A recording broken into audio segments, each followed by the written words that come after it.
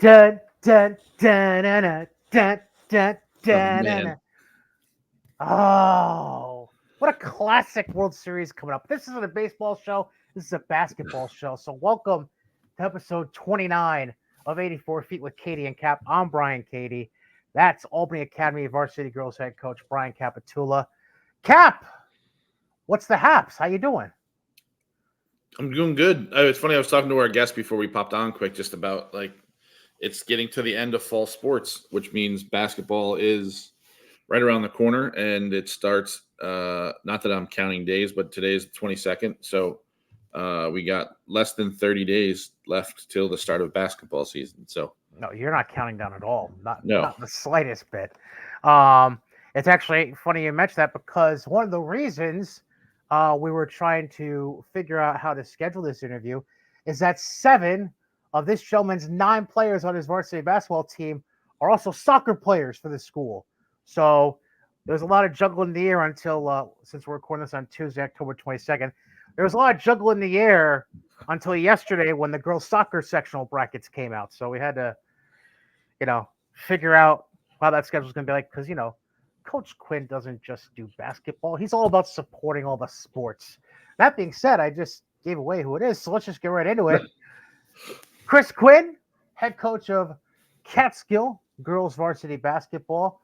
He is a man with a plan who he's I don't know. He seems to get younger every time I see him every year, so I don't know what he's doing. But he's currently the best looking guy on this show. I know that for sure. But I mean, I think there's some people who might argue he's the best looking coach in all of Section 2. Quite honestly, can't I argue that. appreciate that, fellas. so what's going on, man? How you doing? It's good. Busy times, but fun times. It's good busy for me. I gotta say, because we first met through all the way things are run with the Section 2 girls championships at Hudson Valley, and then I know you pop in and out of the state tournament also when that's going on at Hudson Valley. But so that's how we first met, and when we first met, I was like, cool guy, but not sure if I should act too cool because I don't know. There's something about the bald head, and I don't know. You there's a little intimidation factor I feel like with you because you're on the taller side of things, at least to me. So it's like it's one of those things where I'm like, cool dude, but I'm still not going to try to cross him at all. So it's good to see that all these years later you're willing to come on the show and not try to beat me down or anything. So I'm glad to see that. No, it's good. I'm sure I knew you guys first because obviously, Brian, I've listened to you for a long time with that awesome radio voice, and I've watched so much film on Cap. I felt like I knew him with his Albany Academy girls, so I knew you guys a lot before. Well, we definitely appreciate coming on the show. First things first, I know this isn't coming out till Friday the 25th, but how did the draw work out for the girls, the soccer squad, and how do things look for them in sectionals right now? Good.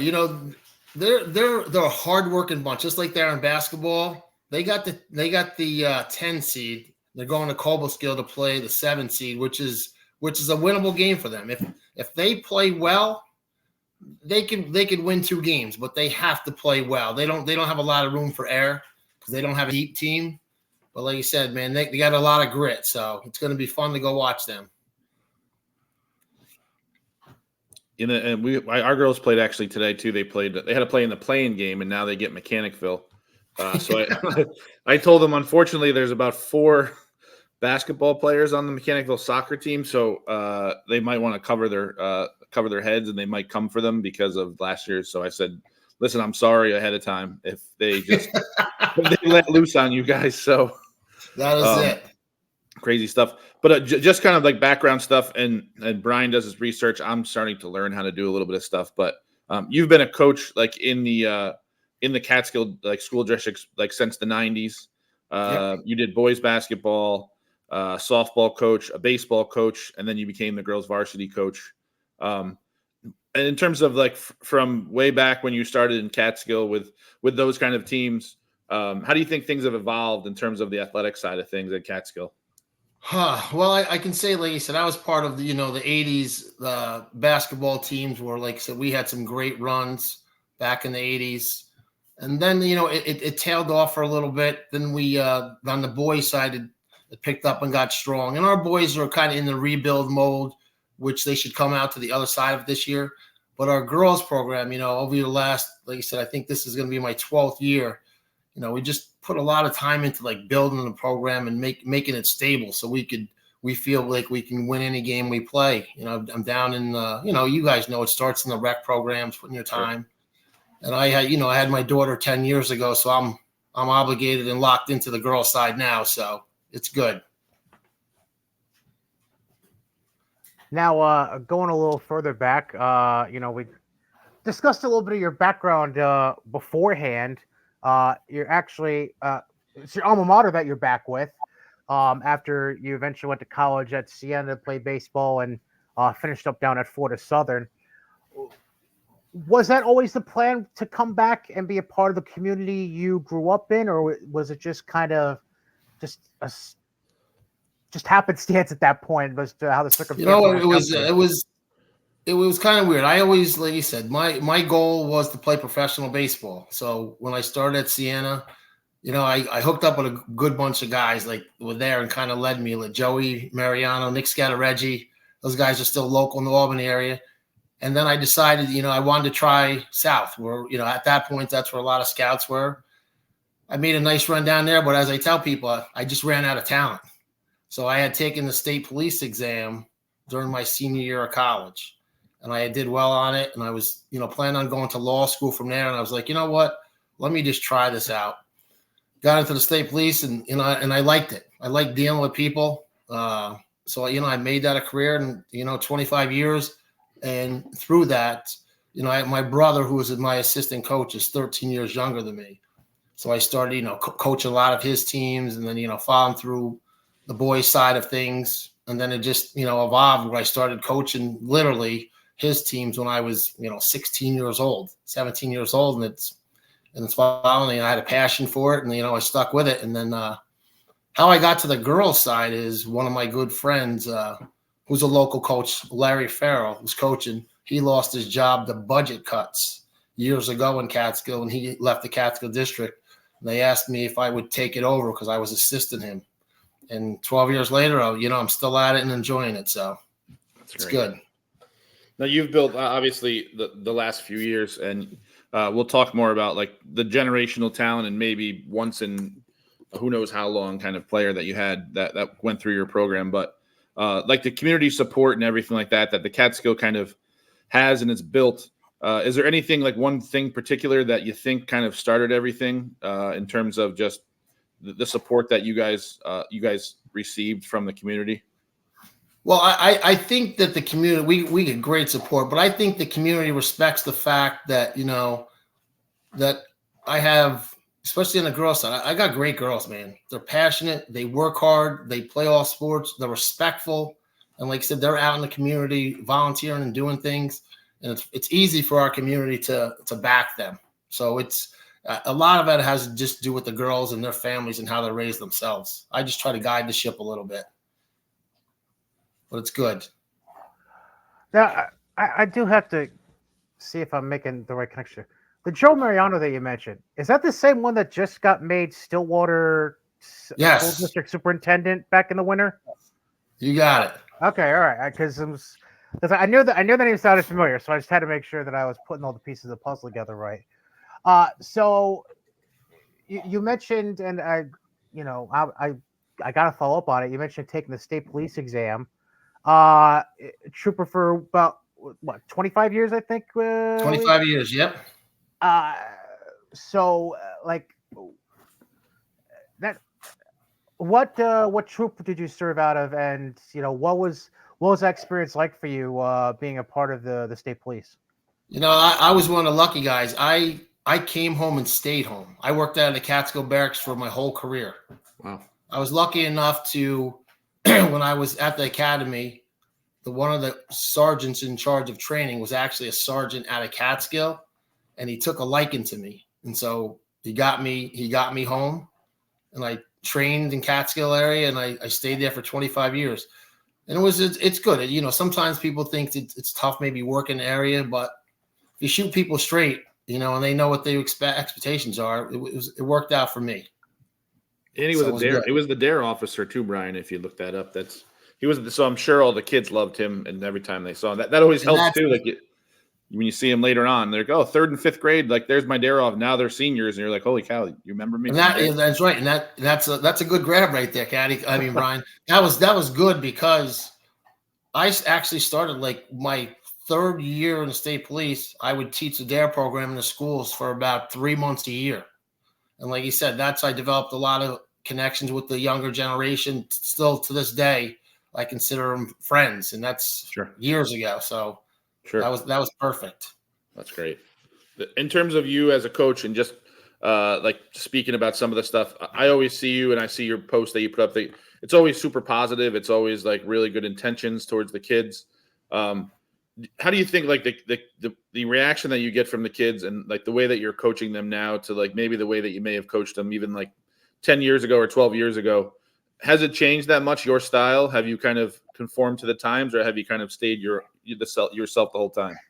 Yeah, like you said, I try to stay to my old style, but I've definitely conformed with the times. The times have changed. And like an example, years ago, with kids with their cell phones, I think I would go crazy if the kids had cell phones. But now, if we do a full timeout or a 30-second timeout in practice, I let them get to their cell phones to check them real quick. It's kind of a little novelty that they like now. Breaks up the monotony of practice sometimes. So I've definitely adjusted.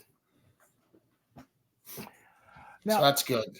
One thing I just wanted to bring up, because obviously we already mentioned you were a college athlete who not only dealt with recruiting, but also dealt with the transferring eventually when you left Siena to go to Florida Southern. You look at the way things were back then when you were an athlete, going through high school and then going into college and then going from one college to the other. You compare it to modern day, it's about as polar opposite, I would assume, as it was back in the day when you were competing. When you do a comparison of the two, do you feel like it's been the way things have changed has been all good, all bad, somewhere in the middle? What are your thoughts about that? You know what? I like that kids are able to be a little more movable, but obviously they're gonna have to rein it in a little bit. It gets a little crazy when you can jump from school to school every year. Sure. I mean, it was just tough back in the day if a coach recruited you in and then he left or she left and it wasn't your style of play, and then you had to sit out for a year and kind of waste a year because you couldn't get out of there. Right. I mean, they're going to have to modify and put some limitations on it, but I like the fact that kids can get to a better situation for themselves, because, like you said, the majority of kids are just going to enjoy those 4 years and just never play at that level again or play professionally. So enjoy it, and so find a place they can play. And I think, I obviously I talked to Steve D'Agostino a lot about this, but we said the same thing. Like, I think they've made it a little bit too easy. Like when adversity kind of hits, they kind of have an outlet now. They can pop right out of it, which sometimes like you would stick with it and kind of see it through. But now it's like the first sign of adversity, like I can throw myself into a portal and all right, well, I don't have to deal with it anymore. Maybe I can find somewhere else that'll take me. So, right. That's the tough part about it, because you want kids to have some kind of little grind to get to the end. And sometimes it's just too easy for them to say, nope, I'm done with it. Right. Have a little chip on their shoulder. In terms of you, yourself, what kind of style, like in terms of if we came to a Catskill practice, what is like the energy in the gym like? Is it a quiet gym? Is it a very loud gym? Is it a player's gym, or is it like a coaching kind of barking out stuff? What is it like? I want to say it's more of a player's gym, because I let music being played in there. If we're doing certain things, the girls can have to pick a choice and play our music. We get our work in. We try to be upbeat. We try to practice fast. We try to practice hard. But like you said, years ago, I probably wouldn't have music on in the gym. Sure. But now, like you said, you adapt to the style. And like I said, as long as the kids give me their effort, man, I'm very I'm focused, but I'm lenient with them as long as we get our work in. Now, Brian, I don't want to make it a job for them. I want them to enjoy being at practice. And Brian asked this question the other day. You can answer it if you want to or not. But if one player was given the cord for the aux, who would you not give the aux cord to? Who would be the one person that you'd be like, absolutely not, she's not getting it today? Oh, if that had to be, I'll be honest, that may be Janae Brantley from my past teams because you never know what she's going to do. Before we move too far away from it, we know though back in the day, if there was NIL deals with Siena Baseball, we all know who the face of the very poster was going to be. Give me the guy right down below us. I mentioned when I introed you how to plan out this sit down that we had to talk about the fact that obviously the girls soccer team were being put in sectionals, so we had to wait and see when their game was going to be set up for. And that's really just in general not a problem, but just a hill that coaches have to climb over because there's a lot less case of specializing in one sport when you get to even the Class A levels. When you're talking about schools that have enrollments of in your case for Catskill it's just over 300, but even the A's, a lot of schools that are like 500, 550 and lower, you're going to see kids that are playing two, maybe sometimes as many as three sports, and it's a lot more rare when you get up to the AA and AAA level.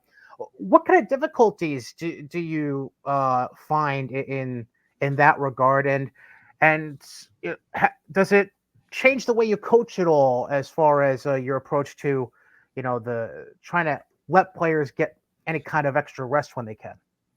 It's tough because like in small town America, like in Catskill, my girls literally have to play 3 sports for our teams to be successful. My girls go from soccer to basketball to softball to track. And I'll probably carry 9 girls in my varsity team this year. 8 of them are going to play 3 sports. So it's tough. And like you said, and that's why, like I said, I love these kids because they're so dedicated. We still try to get in the gym at least once a week to do some drills and get shots up. Like this week, they want to get in and shoot on Sunday morning. Like you said, if I have obligated and dedicated girls, but like you said, in a lot of these little schools, they have to do it. If the girls aren't willing to put into that extra effort, then the teams are just not going to be very competitive. I mean, like I said, if my girls didn't play soccer, it would be a tough season for soccer, So it's small town America. A lot of people deal with it. But like you said, I'm just thankful I have girls that are dedicated that still will put in their basketball time during their other times. What is it like? I'm sure you guys are seeing it more now with the people that are driving up to, but for some reason, like kind of your area and that kind of, it's become kind of a hip place for like the New York City people that come up, and there's probably people in town you're like, this person's not from here, clearly. And I think the area around that, like it's kind of like really taken. I think like Catskill has definitely like, there's been a boom of some sort, business boom. There's restaurants, there's all this other stuff. So I think it just keeps building. So it is, like you said, but the crazy thing about it is it's a lot of couples that really, they don't have kids. The population is growing, but the school district numbers aren't getting bigger. But it's crazy. Those people that come up and they support us. I was out at eating dinner one night a couple of years ago, and I was engaging this guy in conversation, and we started talking, where he's doing. He's building a couple things, and then somebody had told him that, my background, I was coaching. I get called over to the superintendent's office. I happen to be on campus a couple of days later. Said there's an envelope. Guy left an envelope. Donated $500 to our girls basketball program. So you have kind, caring people like that. So they're supportive, and they come out. They come out and watch the games too. So it's fun. I'm going to be a smart ass for a second here, so bear with me on this question. Do people still, like, when they hear about, like, you're from Catskill, when you're around here for, like, sectionals or states, especially when you get people that are from, like, downstate or from out in, like, the Buffalo, Rochester areas, do they still ask about Catskill Game Farm, or are we way past that time period at this point? No, they still ask about it. As soon as you hear Catskill, that's what you assume. People don't realize that Catskill is like a a melting pot little city where it's very diverse. They think we're out on the farmlands and the game farms, even though that was a hallmark of my childhood, going to that game farm. That's only, like I said, it's only about 5 miles away from me. So I wish it was still open. Some people, there's also some people who wish Waterslide World was still open in Lake George. So I don't know. I think at some point like a draft escaped from Catskill Game Farm or something too, when they were something crazy happened back in the. There's no doubt. That's the last thing we need is more wild animals escaping at this point. But you name dropped her earlier when Cap was talking about the aux cord, and I'd be remiss because she's a little part of my background with Section 2 hoops as well. Janae Brentley, and really the Brentley family in general, because a lot of people obviously know about Janae recently because she was amazing scorer, got all these offers, eventually committed to Stony Brook, and is now a sophomore there. But let's not forget about her older brother Justice as well, because he balled out. He got himself to Utica. He just helped them win an Empire 8 conference title as a grad student last season. So it's in the blood. So let me just start with the family in general, because it seems like wherever one is, the whole crew is there. And I always loved that. Anytime I got to see Janae play those few times at the end of her senior year at Catskill, just about the family in general and what they're like for, not just your hoops program, but just for the Catskill community in general, and how it seemed like that family was really like, a uniting force for the community during that time. Oh, without a doubt. Like you said, obviously the Brantleys have been a part of this community forever. Janae's father, Gennaro, who I grew up with, super athlete. But his brother, Mickey, obviously played professional, played with Seattle, played in the Mets, coached with Toronto. And his son, Michael, obviously just retired playing Houston, and obviously arguably could be the best hitter of modern times. So they definitely have the times. But Janae's brothers, Jordan and Justice, they were the driving force behind her. I mean, they would put her through workouts and push her. Like there's some summer workouts that when she was probably in 7th grade, I had to leave sometime. I might have to arrest somebody. They pushed her so hard, but they were willing to do it with her, and she was willing to put in that time, and you saw the results. And obviously, Justice graduated from Utica, and he's on the verge of signing a professional contract overseas. So he's, like he said, he's worked hard to get where he is. So it's good. But they're all, like I said, the older brother Jordan, who was on some of those couple good Catskill basketball teams and baseball teams, really drove his younger siblings to get better. And I think my first memory of her, because I live in Rotterdam, you guys had played a sectional game at Chalmont High School. I think maybe this has got to be 4 years ago, maybe 3 years. And I remember seeing her and being like, man, this kid's tall and lanky and like a beanpole, like a big skinny beanpole. And I think she had like 17, 18 points. I'm like, oh, she's pretty good. And I look, and I think she was an eighth grader. I'm like, this kid is going to be something special. Yeah, that game, I think, was the coming out party kind of for our program and myself, because, I'm a video guy. We watch a lot of video on Chalmont, but when we got up there, we got shocked real quick. The girls, we got down like 19-3. And then I said, listen, let's just play, go. And I don't know if you remember, we cut that lead in that game late to like 37-34. Yep. And had the ball, but just couldn't back over that edge. And I just think it showed her specifically, like, I'm young, but I can do this. And like you said, we kind of evolved from there.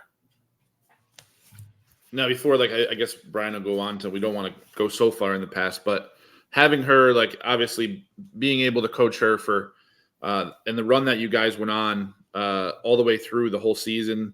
You have undefeated season, you win your league, you go all the way through, and you're 23-0. Like, what was that like, that season when you guys started kind of like your first practices, your off-season practices? What was the mindset like, just generally, of the team? Was it like we're good enough to get here, or was it more of just like, let's see what happens? Or did they have like the the thought already before the season started that we could really be this good? I'll be honest with you. Our thought from opening day was we're going to see Albany Academy in the final. That was our goal, to get to the final. And we obviously knew you guys, what you guys had. We're like, hey, we're going to get there and compete and see what happens. And for us, it kind of just, it worked out. And it was good because that's what we preached to them from day one. And to see it evolve, they every game they got bit better.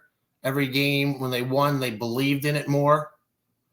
So, like I said, even when we got to the semifinal and we were down by 8 at Ichabod at halftime in the semifinal, they didn't panic. No, they just they grinded and they got to where the goal and to the big stage. And I was so happy for them, pressed to get some of those younger girls there because that was the goal. Sure. Now, you can obviously blame the guy that's on the screen with us for this sore memory I'm about to bring up, but you referenced it, so really it's only yourself to blame. So that game, that was the sectional semis, if I remember, or was that the finals? The sectional final. Sectional final, okay. So you get to the sectional final against Cap and the Bears of Albany Academy. I have burned in my brain, and we discussed this moment once or twice after the fact. Game ends, and at the end of each sectional final, they recognize a all tournament team for each class. It's burning my brain, and I can't help because I'm seeing her family. I'm seeing T-Flow from Havoc is nearby. Like a bunch of people who obviously have followed Janae's career. Even people that were there for Academy, all recognizing Janae as she was brought up for being recognized as part of the all tournament team. In that moment, like, there's like a sense of finality to it, but at that point, there's also the rest of the team. How did you feel in that moment, seeing the way that Janae was getting that kind of reaction and respect from everybody that was in the gym that night, and just in general, what having that squad has meant for the team going forward? Because there were a lot of young kids on that team that are still at Catskill now, looking to build off of what Janae had left behind 2 seasons ago. Yeah, like I said, that was an incredibly proud moment for me because it showed her that everybody respected the work that she's put in. I've been watching her grind since she was in 3rd grade in CYO and rec leagues. So the long grind, obviously along the way, you're going to have some people who are haters and, think that she's overrated. But I was, like you said, after she led us to that stage and everybody in that gym showed her love. It was, like you said, it was an awesome moment, obviously for her family, for her, but and specifically for me too, and my coaching staff. So it was exciting. But, that group, that last couple of years, they really influenced our young girls because, like I said, young girls being one of them was my daughter at that time because my daughter was like 5 years old with that group. And like I said, she still talks to those girls today. They'll text back and forth. And it's like it's allowed me to get that next generation of girls together. I mean, they used to be our ball girls. They used to come to the games. That team used to come. My high school team used to come to their little soccer games, their softball games, their little bitty basketball games. So, like I said, that group is going to have a lot of influence on what happens the next 5, 6, 7 years in the Catskill program. So it was awesome that times. And whoever the hater was that would watch I watched enough film where she had 3 players on her and decided, all right, well, there's only a couple seconds left, so I'm taking this shot no matter what. And she knew where she was getting, got to her spot, and makes a buzzer beater shot. I think the game. So it was just like we said before, like generational kind of talent that, and especially like homegrown talent, which is just doesn't happen as much anymore as you'd like it to. So Right. just in general. But now your current team that you have. Obviously, you have some returners that you've had last year. Last year, you had a pretty successful season, like went 500, 10-10 overall. The one player that stands out for me still is Ava Edmond. One of, like, just athletically, I'm not sure I saw a kid like on film, like, man, she can get up and she can athletically do everything. Anybody else that has really taken a big stride, maybe even into last year, that maybe you didn't think going into last year, like, well, they're going to contribute, but who knows how much they can really give me. And now they've kind of made that jump. So now Ava kind of has more running partners with her. I have, like you said, I have Alessia Salerno, who was started on that team for me as a sophomore. Yep. But Alessia last year, she dealt with a lot of injuries. She had a concussion. She got a concussion early, where she missed probably 4 games and never really got back. Late in the season, she finally got back because, like you said, she can stroke it, and she's a good athlete. But for the majority of the season, she was definitely a step slow. I got a couple young kids, man. Nashali Sanchez, who's a freshman this year, she's going to be a star. But I have kids like, Cady Cummings. They play hard. Natalia DiCaprio, just my kind of like the old Tamrac teams. We just grind hard. Sure. The Hoosick Valley teams where they just get after it on defense. Yep. That's what we're evolving to right now. And like you said, and obviously Ava is just an incredible athlete where she can take over a game athletically. And for the last couple of years, I didn't have her in the gym as much because she's going to be a D1 softball player. Mm-hmm. And like you said, that was where her obligation is. But she's starting to got the little passion for basketball now. So she's really trying to put in the extra time to get into the gym. So like I said, she's going to be fun to watch because she's going to be a little more out on the perimeter this year, knocking down. She's got a nice little stroke, but now if you have to guard her on that perimeter, we know she can get to the basket. So It's going to be fun this year with this group.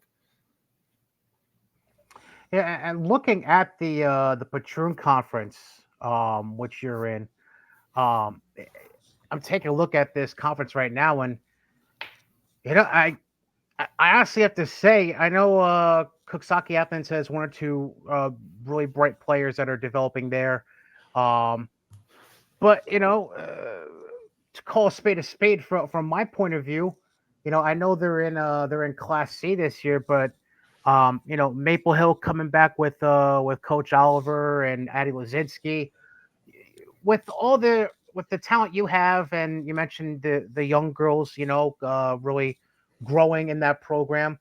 You feel like it's a conference that you can go out and take home and maybe turn things around from the way things sectionals went last year?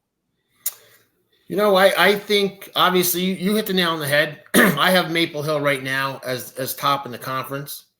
Cooksaki is going to be solid. Waterville Elite is going to be solid. But if we play well, if we keep progressing like we've done in the summer in the fall workouts, I truly think that we could be at the top of that heap. Because like you said, we started to gel late last year when we had to go to Corinth for sectionals, but I didn't have 2 of my starters. One of them had to have surgery on her nose because she broke her nose, and they have to get she was trying to cancel her appointment, but the doctor said, no, you have to get this thing reset in 10 days. Jeez. And then I had one girl who was obligated to be away on that. So we were rolling, but this group right here, that last year's experience of them playing, and a couple of those girls that I brought up young last year, was to get them ready for this year. And I think, like you said, they're hard workers. And I think that I think we're going to make a solid run at the title. We're not going to be an easy game for anybody, I don't think, because the girls just play hard. And I feel like that's really something that you can see really across Class B overall, because, if you take mechanical and set them aside and then factor in, you know who moving up to Class A. To me, and this is something I've said before on this program, I feel Class B is probably the most wide open class across the board in Section 2 because there are so many teams that I feel like it's going to be one of those things where everybody's just nipping at each other's heels and there's like no clear team that really separates themselves. And it's all come down to who gets hot at the right time towards the end. Do you kind of feel the same way about Class B overall? Oh, without a doubt. And believe me, I wasn't sad to see Academy go up to A. I wasn't sad to see Stillwater go back to C either. But like I said, I believe it's going to be open. I think there's a couple teams that, are going to be tough. And like you said, throughout the course of the year, we'll be scouting the crap out of them to try to find some weaknesses with them. But like, you're right. I mean, there's 6 or 7 teams that could get to that final and win that final in Class B this year. No, definitely no clear cut like it's been. No, with obviously there's a little bit of a rivalry with a school that's kind of, I guess it's not rival. Maybe it's friendly. Maybe it doesn't get friendly. I grew up in the city of Watervliet, where our rival we had Cohoes to our left, and we had Lansingburg across the bridge. But the rivalry like with Hudson, and I think it kind of heated up a little bit the last, like maybe not so much like maybe this year would be, but the last few years in terms of like having a rival that's really close to you. And I think it was kind of a respectful rivalry, but it was something that I think like it fired up both groups. I think is that a game that like is circled on anyone's calendar, like either on your guys' side or their side, or is it kind of not like that? On the boys' side, obviously that is the main rival. I mean, whether it's girls or boys, it's going to pack the gym. Sure. And I think on the girls' side, I think Hudson circles that game. Our main rival in girls basketball over the years has been, in the last several years, has been Greenville, because those guys, those guys produce some good teams and grind it out. I mean, don't get me wrong, we get up for playing Hudson, and we love that Hudson game because, like I said, it's a packed atmosphere, and like I said, a lot of girls will know each other. But probably over the last 5 years, our main rival's been Greenville. They've had some good teams up there.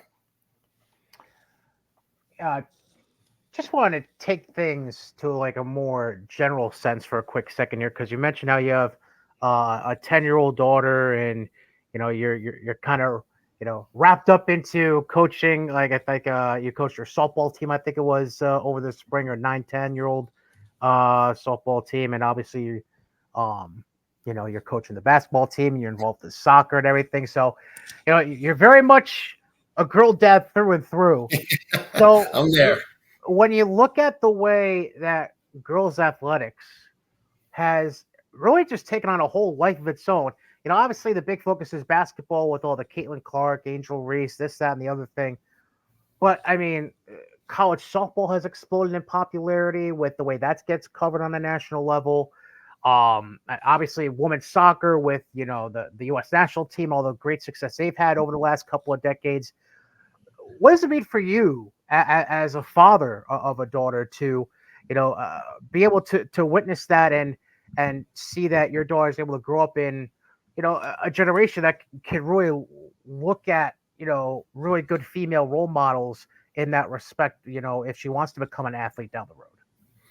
I love it. I mean, I love the popularity that it gets, and it motivates the girls as well as, like I told you, my couple previous teams have motivated that young group.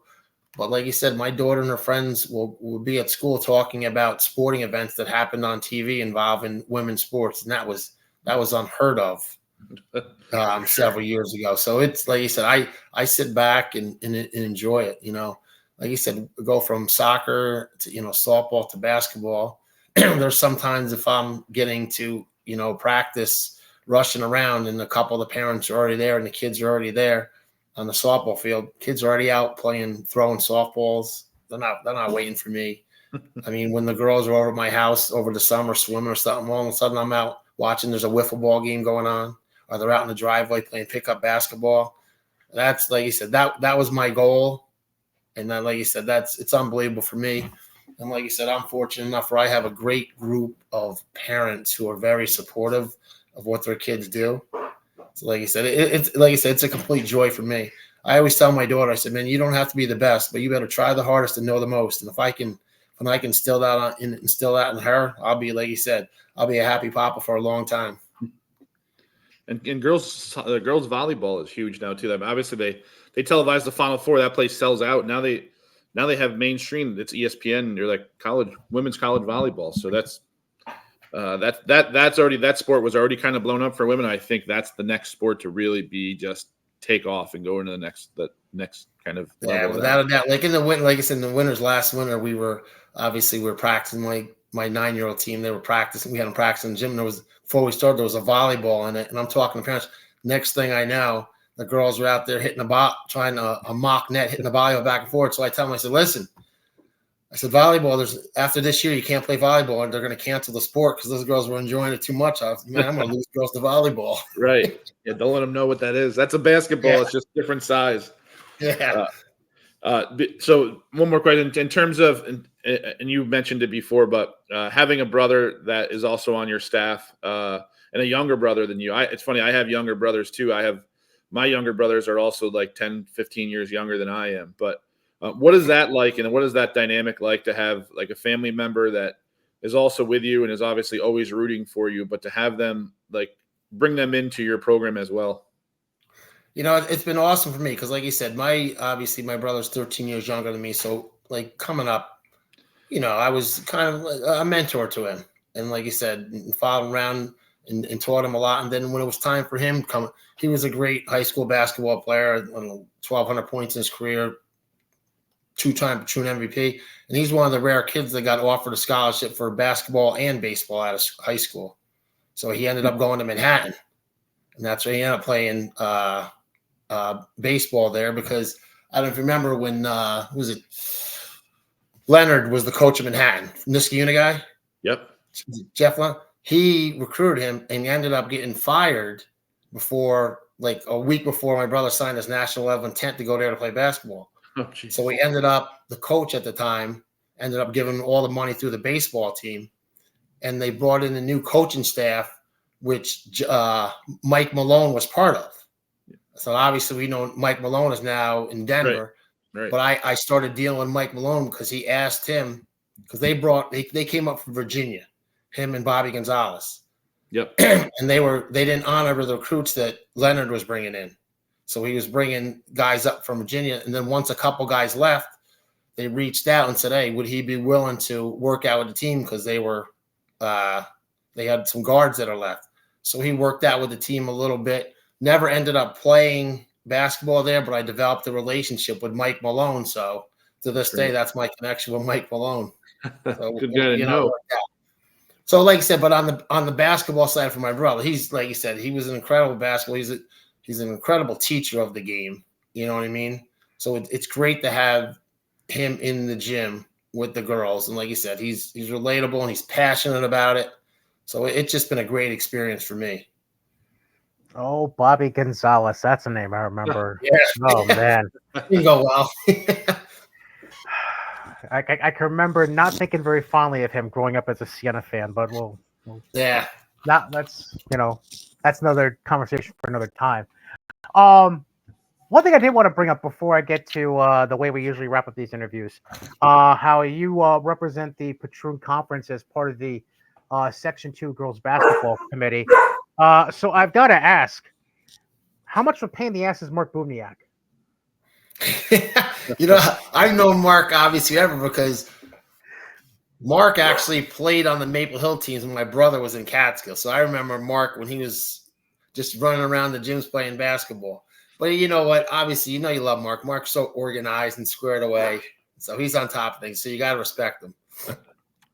But what I really wanted to ask about the committee is that's a pretty stalwart committee that you got there between you and Galvin and Murph and Doom, where it's a heck of a committee you got together there. Yeah, anybody there that's maybe a little different behind closed doors with you guys than they usually are, like like, is Murph ever late, for example? Because I feel like he's always 3 hours early for everything else. Does Now he ever show up Murph's on late? time. Okay, all right. Very Doolin might be a punctual. little late every time. Well, nowadays maybe You know, because he's too busy with his drone trying to record stuff in Amsterdam. But we work well together, like you said, and it's great when we have our sectional seatings. You know, we get after it in there, but like you said, we know it's all part of the process. And when we walk out, we're just as cool as we ever was when we walked in. But like you said, those guys will battle and fight for their teams for seeds, which is good. So it's all good. It's all fun. yeah, And I got Doomer. Doomer comes down to Catskill once. He likes Catskill. So he comes down and hangs out in Catskill every once in a while. Good. It's definitely a good bunch. And, Well, you'll see what your city looks like from 500 feet above soon enough. Listen, I'm gonna tell him to give me some footage of that. I can't imagine the crap he's going to be recording once they open the new gym before their basketball season starts this year. I don't want to know, and I certainly don't want to know what he records while I'm there for their holiday showcase. I'm gonna just keep my head down and not look up. That's all I'm gonna do. So real quick, a little tradition we built here on the show is we wrap up all of our interviews by asking our guests what I've labeled as life's most important questions. They're really not life's most important questions. Like, I'm not going to ask you the meaning of life or if you're a creationist or big or whatever it is. I'm not going to ask you any of that stuff. Just fun questions, just quick answers, whatever your answer comes to mind first. You're not going to change the world by answering these questions, all right? All right. All right. First things first. Are you Team Gatorade, Team Powerade, or when it comes to energy drinks, do you go in a different direction with that? Gatorade. What favorite? Do you go by flavor or color? Color, light blue. Okay, because that's been an interesting discussion with some of the people that have been on here lately. Is do we call them flavors or colors? And that always goes one way or the other. When it comes to desserts, are you more of a chocolate guy or a vanilla guy? I'm a chocolate guy. I'm not a big dessert guy, but if it goes, I go chocolate. Well, I mean, you gotta keep the trooper body going. I mean, I understand. It's okay. Is a hot dog a sandwich? No, hot dog's a hot dog. Okay. Not a sandwich. Very good. What's the best flavor of Starburst? I'm not a Starburst guy, but I would probably have to go with orange. Okay. Got to go with the Catskill color. Fair. I didn't think about that. That's fair. I only ask this because of the one psycho friend I have that does it what everyone seems to believe is the wrong way, including myself. What goes in the bowl first, the cereal or the milk? Cereal. Thank you. Okay, good. You're not crazy like my friend. Last question. If you're on a deserted island and you could only have two people help you get off that deserted island, who are they and why? If I was on a deserted island and I needed two people to help me get off. Yep. I would say my mother and my brother. I know they wouldn't lead me wrong. Fair enough. Yeah. Cap, you got anything else for? Well, you brought up the dessert thing. The really reason doesn't like him. He's got to fit into that 48 long coat that he has to put on, like that day, which we didn't get into. Like what that I remember having the boys and having the suit coat on and watching the coaches and stuff. That was always like, well, these guys like know how to do it right. They dress the right way. You know what? I always that was always a part. Maybe that's from my my upbringing, my trooper upbringing. I always think you want to look the part, and I always try to have my girls look very neat. But it's crazy you say that. I'm thinking about changing that up this year, but I don't know. I haven't completely obligated to changing it up. So since you haven't completely obligated to it, I'm not gonna hound you to tell us what the change is. So we'll just wait and see what the change is for now. Chris Quinn, head coach for Catskill girls varsity hoops, and a soccer coach, a softball coach, a girl dad, all those wonderful things. Sephora expert, I'm sure. I have a 9-year-old, so Sephora and all that, how they figured out what Bum Cream and this other like Brazilian. Come again? What was that? What was that? It's Bum Cream. It has nothing to do with that. But it's just a brand, and I'm like, what? Something De Janeiro. I'm like, we don't need any more stuff in our cabinet. Oh, it drives me crazy. The first time I went there, my daughter was like, "Can I get this?" I was like, "Yeah." I thought Sephora was like a little kid store. So she goes. I said, "Get it." I just gave her my debit card, and I didn't even look at it. I came home and seen the bill was $148. I was like, "It's not Claire's." What did I just do? So I try to limit those Sephora trips now. No, yeah, for sure. Gift cards. Everyone give gift cards. It's Claire's on steroids, I guess. Yeah. All right. Goodbye. I keep forgetting, by the way, that you and Cap have kids that are pretty much like a year apart, I think. So yeah, that makes sense to you guys. Good years. For sure. Well, please, I'm sure you have plenty of good years ahead of yourself the way you're looking, so you're fine. It's okay. 25 years old. I appreciate it, man. I enjoy watching your show, man. You guys are just enhancing girls basketball in the Capital District, so keep doing what you're doing. I always appreciate the kind words, man. Thanks a lot. We'll definitely we'll catch each other's, If I don't see you anytime soon, I'll definitely catch you during sexual time. I know that much. All right. Hopefully we'll end up in Hudson Valley again this year. We'll have a good conversation. You'll be on the other side of the timetable. Hopefully. All right. Thanks, all right. Man. Thank you. Take care, fellas. Chris Quinn, Catskill varsity girls head coach. Always good to talk to Chris. He's I don't know what he does, or I'm not going to insinuate he takes anything, but I mean that makes me look 10 years older than I am. But it's all good. How do you feel about that? It's the water. It's maybe they have fresher water. We have Catskill water. I mean, Janae was going for Miss Health and Fitness over the summer, so you might be right there. We got Amsterdam and Schenectady water. Who knows? Who knows what GE dumped in our water? For God's sakes! Oh, I don't do Amsterdam tap water. That's a whole nother story for another time. I'm not going to bring it up. Why? Let's just say the word sediment, and I'll leave it at that. Perfect. Couple of things real quick I wanted to gloss over before we wrap things up, because we haven't been able to bring this stuff up since we talked.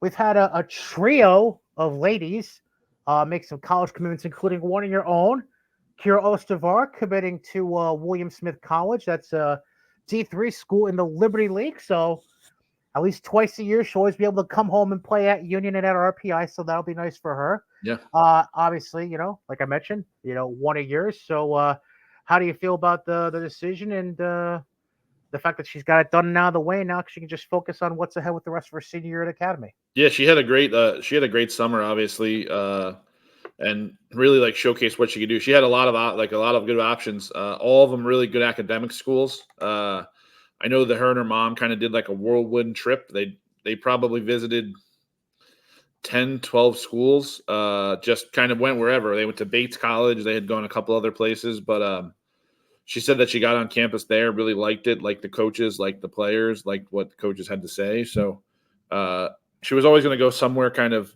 a higher academic school, and I think it's a good fit for her athletically too. So I'm excited to see what this high school year holds for her, but obviously beyond this year, I think that she'll be very successful at the next level too. And then we had a D2 commit as well as Sydney Pleat from Colony. She committed to Queens College, which is where Andy Gannon is at now, former Amsterdam standout, also at Fulton Montgomery Community College. Now she's starting her junior year at Queens. So another Section 2 athlete going out to Queens College to play some D2 hoops there. Yep, Queens has a great program. They've done. I know they have some new coaches that have come in there, but perennially, those used to be bad. Even Queens would randomly play St. Rose on a non-league game or anything. Those were always. But it seems to do really well in this area. We've put a lot of kids like Madison Roland. She was down there at one point too. So they've had some good runs of Section 2 kids. And one other commit. Now going to the D1 level. I know this is an athlete we've talked about for months now. It feels like about where she'd fall into the range of D1, D2, D1, D2. We kind of had talked back and forth about this multiple times off air. But Olivia Landy from Columbia High, she made a commitment to Wagner Yep. out of the NEC on the D1 level. So Staten Island. congrats to Olivia. I know we get to see her a few times playing for Team Northeast over the spring for AAU, and good to see her land in a good spot playing a D1 ball. And now that leaves that's one down because Sarah Rainville, I think, is a junior, so she still has another year on top of things to worry about. But now that leaves Kendall Ouimet to figure things out on the Columbia end. But good for Olivia, and good to see her land safely at Wagner. Yeah, no, it's great. She's gonna she'll learn her fist pump and being in Staten Island a little bit. If anything, if you watch Jersey Shore at all, she'll figure out how to do that. But again, really good coaching staff there that they've put together. So, and he had a year last year, just knowing him and the team they brought in. He brought a ton of transfers in last year. I think he brought in like 10 transfers in the middle. Like he just needed players because kids left. So that's a good recruit for him to get.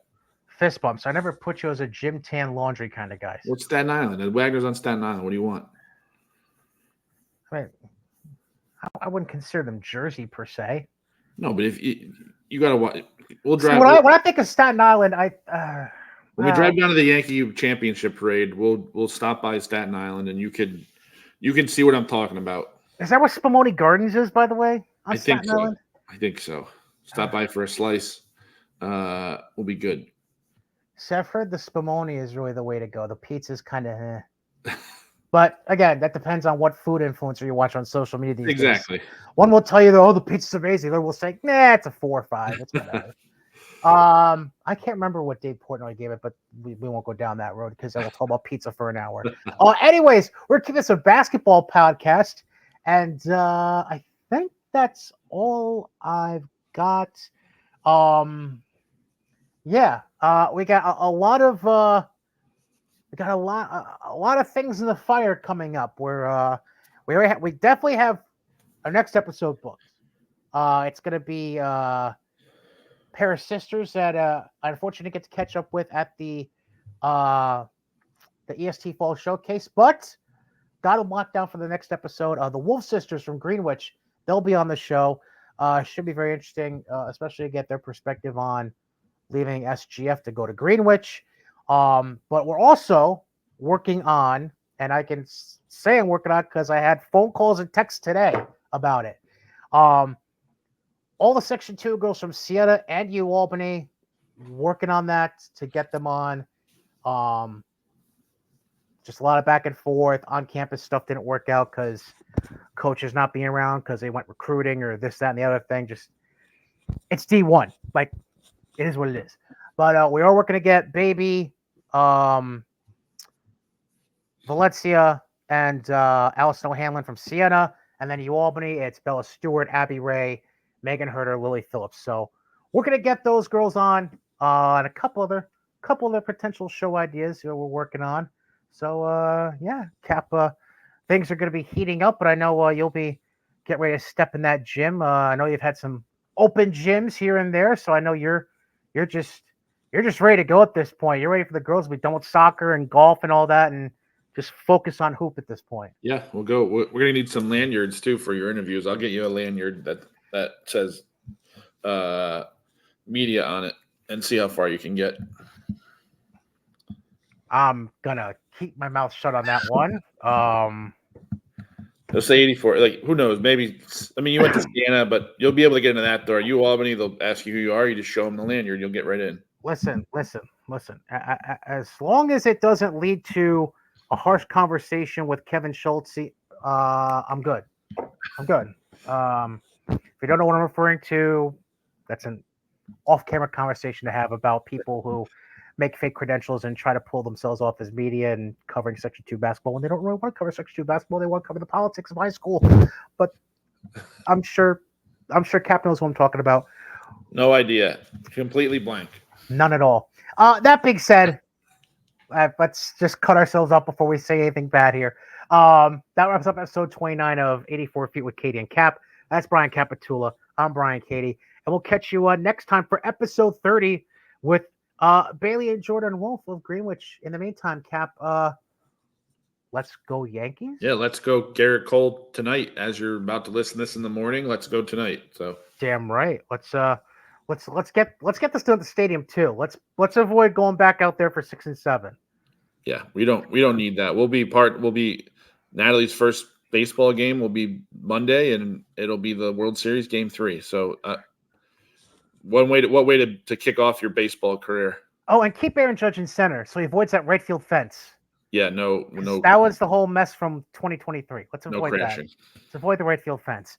Anyways, yeah, that does it. Goodbye from two Bye-bye. hopeful Yankee fans. Bye.